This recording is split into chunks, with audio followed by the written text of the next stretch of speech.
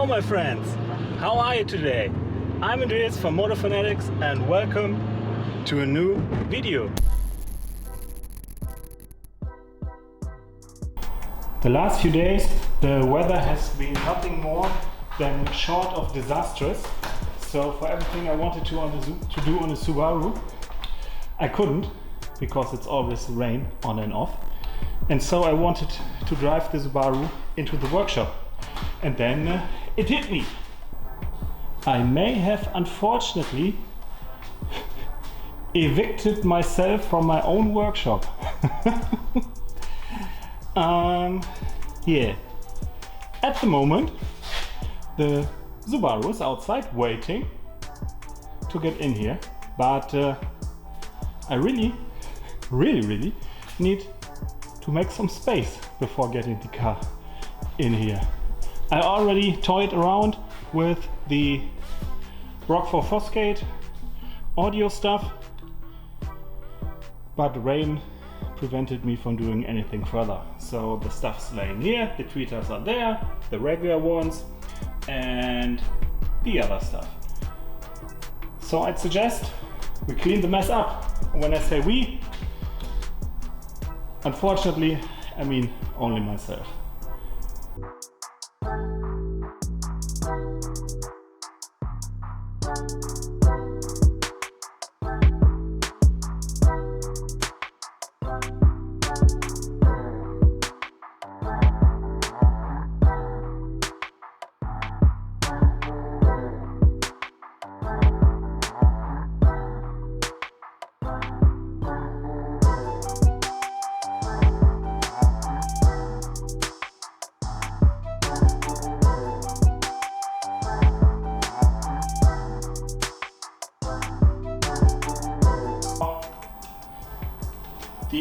Oh yes, while I was going to say for the English market, talking about the Subaru sitting out there.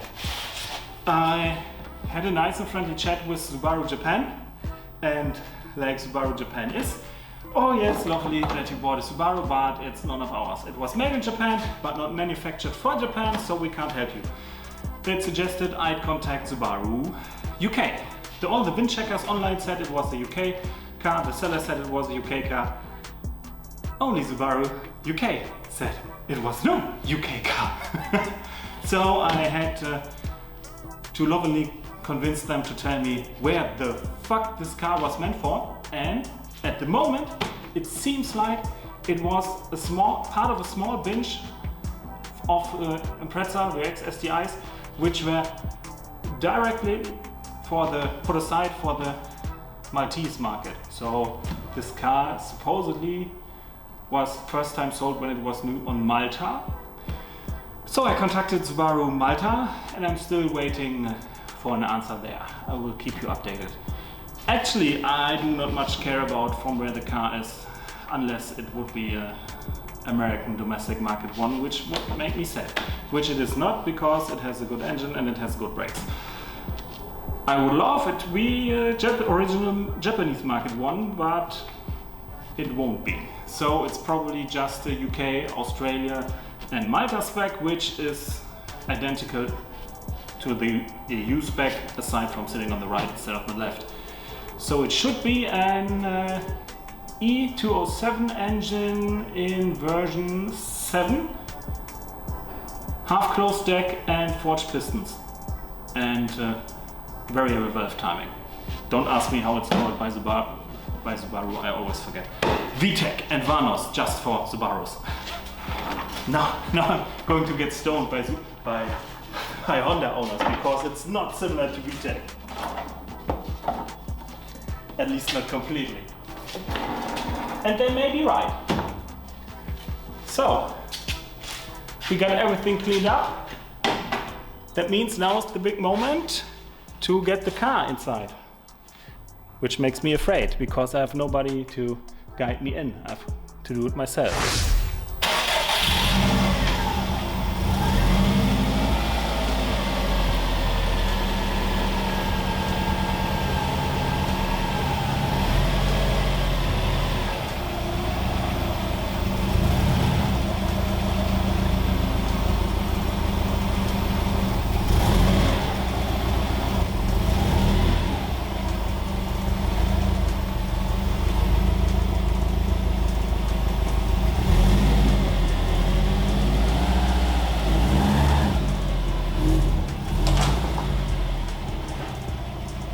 I've spared you guys seeing me getting off the door panels the third time, because still not everything fits.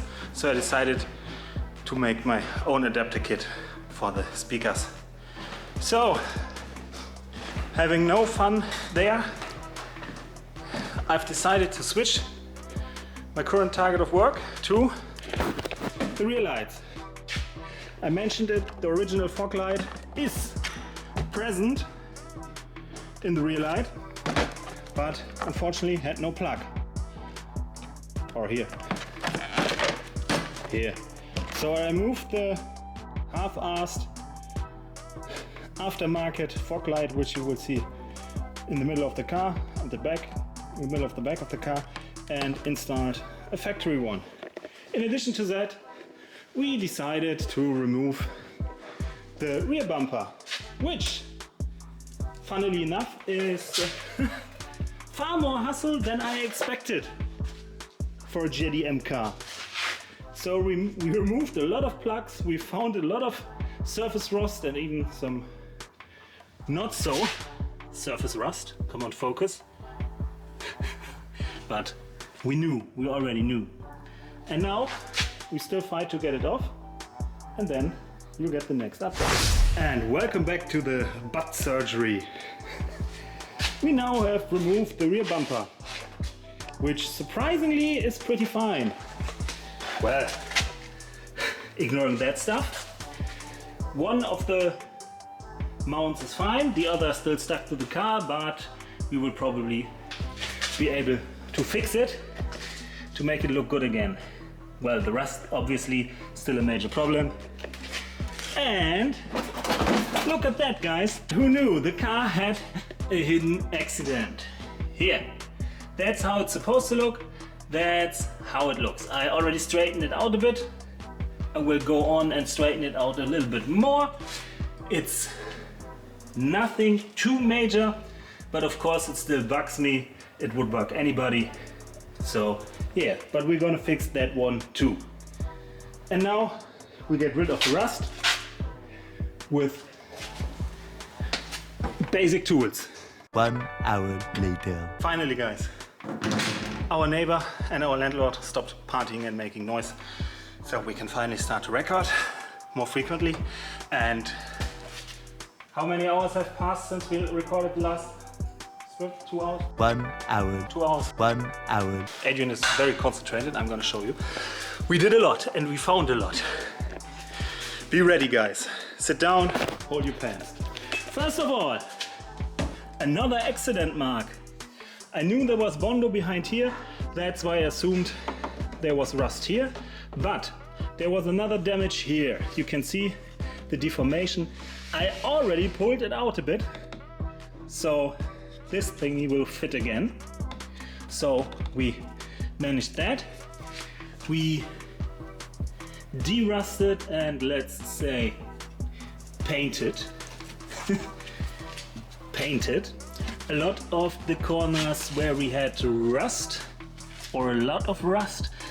Not to get rid of the rust or hide anything, just to keep it from rusting even more. It's not nice, but it should help. We got both of the brackets, the mounting brackets for the rear fender off.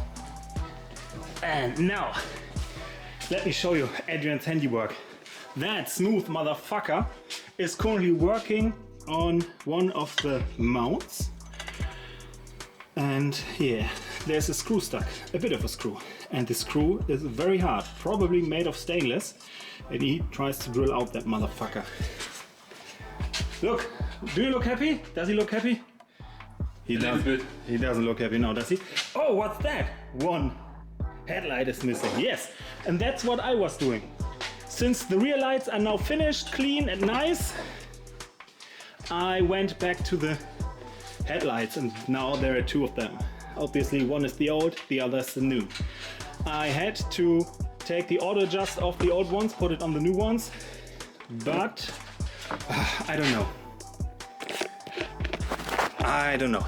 Do you guys want to see now how the difference look like? Or maybe when both are installed? I'd say we install both first. Do we? Yes, we do. See you later. One eternity later. Here we have it, number 1 and number 2. And Adrian has the honors to peel off the last bit of foil. Nice! How does it look compared to the other ones? Looks completely like a different car if you ask me, and ignore the paint job. And now we're gonna check them if they work. Nothing should work. Yes. It looks so fresh and clean, guys. Awesome. Now the high beam. Yep. And the joint indicator. Yes. Since it's a Prodrive, it has no fog lights. Everything works. So guys, blow off still stock. New headlights are installed. I love them. And now to the horror show in the back. The rear bumper still is not attached, but Adrian just removed the ugly fog light and we remounted the original bracket, but drilled new holes and riveted new pop rivets into them. So it should at least fit better now. We're gonna clean it a bit and then stick everything back together. Oh, god damn it! We always hit our heads on the Skyline tires. It's close enough to not fit just. And I can't put the car hoist any higher, so we're gonna hit our heads more often, I guess. Well, my friends, it's... How late is it? Show me. It's midnight. And we decided to stop working on the car today. Let me show you guys what we did. So, still no blow off. No big deal. Ah! That was my table and my hip. New headlights, wonderful and clean. Did nothing else on the engine. Did nothing on the audio system, unfortunately. We, however, improved the rear bumper attachment so that it now sits at least half decently compared to before on both sides. We tackled some of the rust issues, so well, the rust obviously is still there, but it won't rust any further on those points we worked on. In the end, we noticed the license plate lightning doesn't work, so I will have to order these ones too. One indeed is even broken, the other one is just defect. Yeah, in addition to that, we now have the rear fog light where it's supposed to be and not some cheeky breaky stealth bullshit. And that's what we did today. Don't be afraid, guys. Adrian's gone again. Or was he already here? For me he was, but for you guys in the video, I actually don't know. That's because we are not shooting in chronological. That's why. That is because we are not shooting in chronological. That is order. So that thing you've seen us do was the rear bumper, the lights, maybe taking off the front bumper, and of course failing on the sound system again. There's no news about the sound system, but I've got my new front bumper attachments. These little guys here. I've paid $7 per mount and $12 for overnight shipping. That's a real steal. As a Nissan dude, I can't even compare. Ordering parts for this baby is a fucking hustle. The Subaru European warehouse is in Germany and the Nissan one is in the Netherlands. They're not even 300 kilometers apart, as far as I know. But everything for the Nissan takes... Where is it? There is it. I was looking at the front bumper, but the rest of the car is there. Everything for the Nissan takes weeks. The bolts to mount the subframe took weeks, and then, even then, after they arrived, the seller, which was a big licensed Nissan car dealer, tried to rip me off with putting almost 3000% markup on it. So a $3 piece suddenly became very, very expensive. Fucking assholes. But that Subaru dealer close to me, that guy was a real bro. Cheap prices, very quick delivery, and I hope we will be someday in his car dealership with the car. Show him, show you. But that's not what it's all about. So let me get you guys started. The front bumper is still removed. We mounted the new brackets. The front is a little bit rusty, of course, but at least has no hidden accidents as far as I can see. The front inner fender liners, of course, are fucked. One was completely torn apart. I cut the other, so it's at least symmetrical and we don't lose anything while driving. Then went to the K&N air filter, which surprisingly is legal, but has, besides being dirty, some smaller issues for Subaru engines, for the EJ207 and probably for the EJ205 too, and I don't know about the EJ25. The air fuel meter, which is this little funny guy, sits very close to the air filter, which is normally a good thing. But the K&N filters are oiled, which means this filter slowly gives off oil, which forms a little bit of soot or residue, however you want to call it. And this residue sits down on the temperature sensor right here. Well, it's not a real temperature sensor, but it works comparable to a temperature sensor.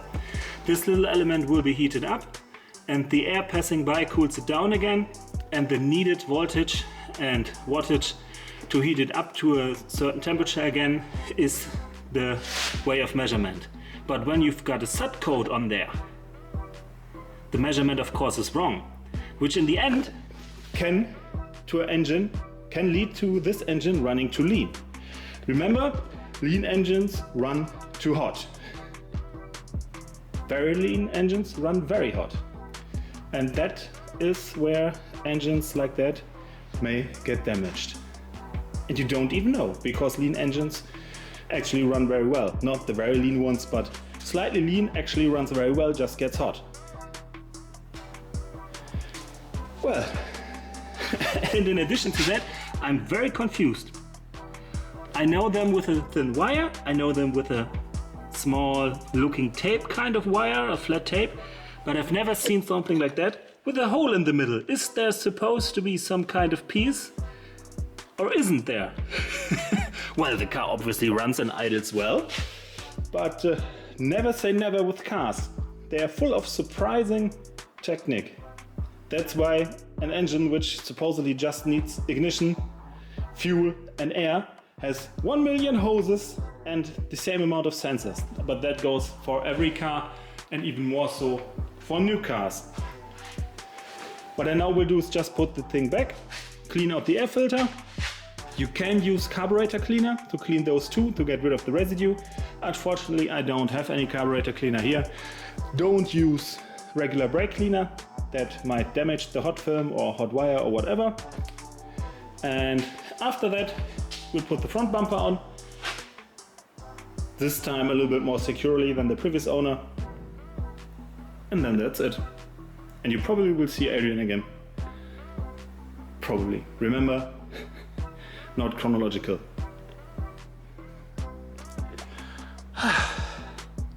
We did it. I did it. It's done. The bumper is reattached. And I'm happy to announce the car is now at least 10% more JDM than before. Why, you ask? Because of the amount of zip ties we had to use. 3 zip ties remain. 3. 1, 2, 3, 4, 5. Maybe more than 3. We had to use zip ties down here for the fender liner because there was not enough to attach normal plug studs or what else. Same goes for the other side. On top we could reuse all the clips. That was a good thing. I don't want the zip ties to be too visible. And in here, where normally would be clips as well, we used some zip ties, which you probably can't see. Now you should see them on both sides as well. This is where normally the fog lights will sit, but we don't have any since it's a Prodrive, so forget about that. The bumper now sits as good as it's probably gets with this type of quality setup. So now back to me and Adrian and to the outro. So thank you very much for watching. Me and this blue pole. Oh, there it is, not the blue pole, the other dickhead. I hope you like this video. If you like this video, consider subscribing, consider giving it a thumbs up, and we see each other next time. And now we all get some sleep. Bye bye. Bye bye.